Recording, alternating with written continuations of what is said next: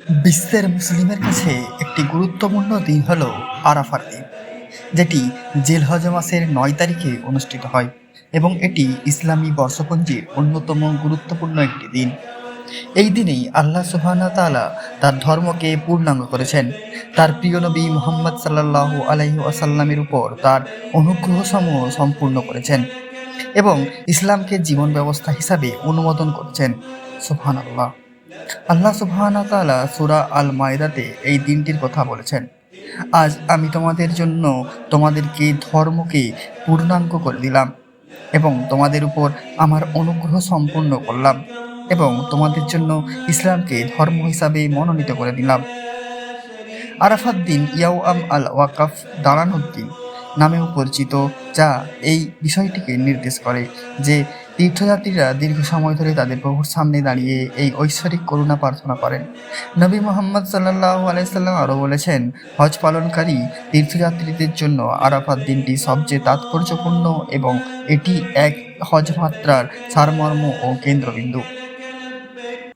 ইসলামী বর্ষপঞ্জির দ্বাদশ ও শেষ মাস জিলহজ এর 9ম দিনে আরাফার দিন পালিত হয়। এই বছর এটি 2026 সালে 26শে মে তারিখে পড়বে বলে আশা করা হচ্ছে। যেহেতু ইসলামী বর্ষপঞ্জি একটি চন্দ্রভিত্তিক বর্ষপঞ্জি, তাই প্রতি বছর আরাফার দিন 10 দিন আগে আসে। আরাফাত দিনটি মুসলমানদের জন্য অত্যন্ত গুরুত্বপূর্ণ একটি দিন, কারণ এটি অপরিসীম ঐশ্বরিক ক্ষমা, করুণা ও আশীর্বাদের দিন। এইটি মুসলমানদের জন্য মুক্তির দিন এবং আত্মশুদ্ধি ও আল্লাহর সন্তুষ্টি অর্জনের একটি সুযোগ। আমাদের মধ্যে অনেকেই হয়তো রমজান মাসে নিজেদের চরিত্র ও আচরণের উন্নতি সাধন এবং আল্লাহর নৈকট্য লাভের জন্য অঙ্গীকার পূরণে ব্যর্থ হয়েছি।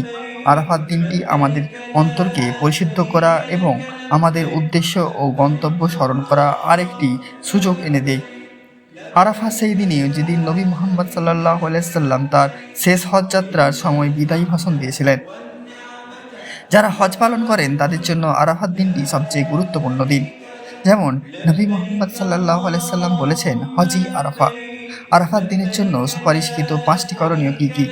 আরাফাত দিনে নিম্নলিখিত ইবাদতগুলি বিশেষভাবে উৎসাহ করা। যদি কেউ হজ পালন না করেন তবে আরাফাত দিনে রোজা রাখা অত্যন্ত সুপারিশযোগ্য। এই দিনে রোজা রাখা সুন্নাহ এবং একটি বিগত ও আগামী বছরের গুনাহ মাফ করে দেয়। এটি বরকত লাভ এবং আল্লাহর নৈকট্য লাভের একটি শক্তিশালী উপায়। মুসলমানদের জন্য বছরের সবচেয়ে পুণ্যময় দিন হওয়ায় এই দিনের বরকত লাভের জন্য আমাদের নেক আমল বৃদ্ধি করা গুরুত্বপূর্ণ।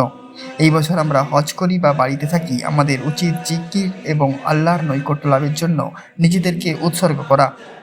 এই দিনে জিকিরের সর্বোত্তম কাজগুলোর মধ্যে রয়েছে নফল নামাজ আদায় করা, কুরআন পাঠ করা এবং নবী সাল্লাল্লাহু আলাইহি সাল্লামের উপর সালাত প্রেরণ করা। আরাফাত দিন দোয়া কবুলের দিন এবং যারা আল্লাহর দিকে ফিরে আসে আল্লাহ তাদের উপর রহমত ও ক্ষমা বর্ষণ করেন। নিজেদের জন্য, পরিবারের জন্য এবং মুসলিম উম্মাহর জন্য প্রচুর আন্তরিক দোয়া করুন, যেন আল্লাহ আমাদের পাপ ক্ষমা করেন, আমাদের প্রয়োজন পূরণ করেন এবং আমাদেরকে তার আরও নিকটবর্তী হওয়ার সুযোগ দেন। আরাফাত দিনে এবং ঈদের দিনগুলিতে জিলহজের মাসের 11, 12 ও 13 তারিখে ঘন ঘন তাহলিল অর্থাৎ লা ইলাহা ইল্লাল্লাহ, আল্লাহু আকবার, তাহমিদ, আলহামদুলিল্লাহ পাঠ শুরু করুন। এটা হলো সুন্নাহ।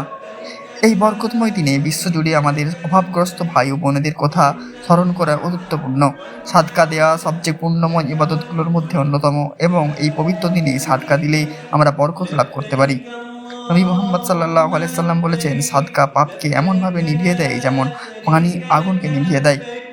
আরাফাত দিনটি আত্মসমীক্ষা ও আত্মপ্রতিফলনের একটি সময়। আমাদের উচিত বিগত বছরের কর্মকাণ্ড নিয়ে চিন্তা করা, নিজেদের ত্রুটি বিচ্যুতি সংশোধনের চেষ্টা করা এবং পাপের জন্য ক্ষমা প্রার্থনা করা। আরাফাত দিনটি আল্লাহ আমাদের যে নিয়ামতগুলো দান করেছেন তা নিয়ে চিন্তা করা এবং তার প্রতি কৃতজ্ঞতা প্রকাশ করাও একটি বরকতময় সময়। অনেক মুসলমান পরিবার ও বন্ধুদের সাথে সম্পর্ক আরও দৃঢ় করে, শুভেচ্ছা বিনিময় করে এবং খাবার ভাগ করে নিয়ে এই দিনটি উদযাপন করেন। জিলহজ মাসের বরকতময় দিনগুলোতে আপনার জাকাত ও সাদকা প্রদান করুন এবং এই বরকতময় মাসের প্রতিদান লাভ করুন। তবে ঈদের আগেই আপনার কুরবানি দিতে ভুলবেন না। মিনায় ফজরের নামাজ আদায়ের পর হজযাত্রীরা আরাফাতের ময়দানের দিকে রওনা হন। তারা ইস্তেগফার করেন এবং আন্তরিক দোয়া করেন। আরাফাত পর্বতে পৌঁছানোর পর হজযাত্রীরা সংক্ষিপ্ত জোহর ও আসরের নামাজ আদায় করেন, 4 রাকাত পরিবর্তে কেউ 2 রাকাত।